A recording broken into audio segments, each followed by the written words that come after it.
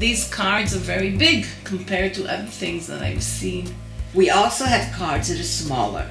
We call them medium-sized cards. They are A6 size. They are about this size, the size of ordinary cards. They have an advantage in that they're not as heavy, so you can carry them around with you. They're small, they can be in your pocket. I like to use them in combination with the big cards, because when I ask people to choose a card, sometimes if a feeling is very intense, they choose a big card. Sometimes if the feeling is too intense, they choose a small card because the feeling is too much for them. So when people choose a card and talk about it, I sometimes ask them, why did you choose the big card? Why did you choose the small card? What does the big card make you feel? What does the small card make you feel? The big size cards have more detail. In other words, it's the same card, but since it's bigger, you see it better. For instance, this card is a good example. This is a card of people painting under a tree. Now, in the small size, you just pay attention to the tree and the two figures painting, and you don't really notice that there's other figures. You don't really notice the branches that well.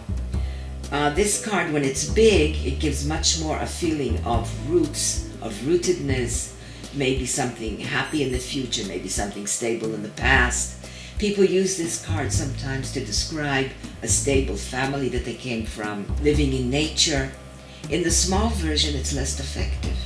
What can you say about this lady? Oh, this lady is amazing. This lady is so sure of herself. Now, when she's a smaller version, she's also sure of herself, but then I ask the person, why didn't you choose the large card? And they usually say, because I'm not that sure. I'm a little bit sure. What usages does this deck of cards have? And then how does it help you in your work?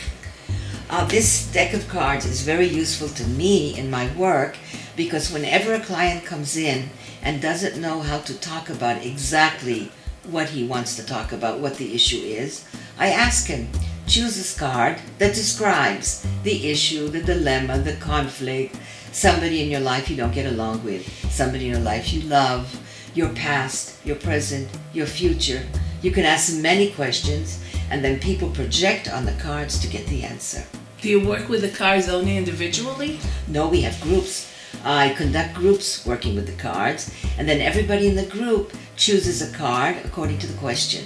For instance, at the beginning of a session, I might ask, where are you today? Choose a card that describes where you are today, or that signifies for you where you are today.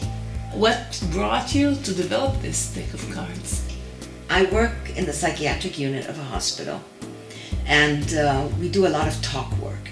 And I realized that talking therapy is not such a good answer for many people. It's part of the therapy, but it's not the only therapy. So then I bought cards. I bought lots of decks of cards, all the cards I could find, but they didn't really get at all the problems and all the issues that I wanted. Also, in addition, I work with students, and the students don't always know what questions to ask.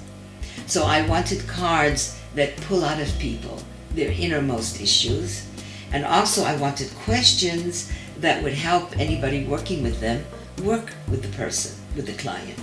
So we have pictures. Here's another picture.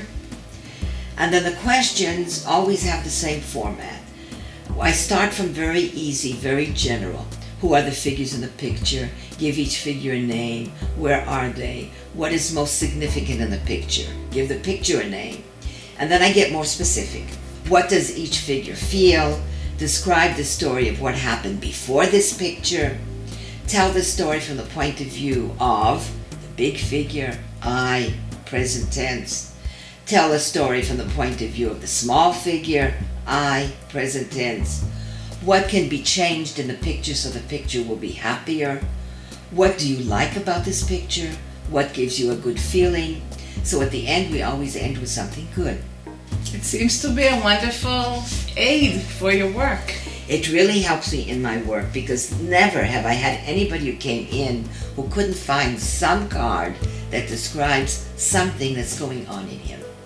And so it helps people make explicit what is implicit. People who are not aware of what is implicit, and they need help in getting in touch with their feelings or their deeper issues can always choose a card that helps them get in touch with their deeper issues. And that's why the cards are so important. They're not just simple projective cards, because then we also have the questions. So the person speaking with the client never is at a loss of what to ask, what to say, how to get there.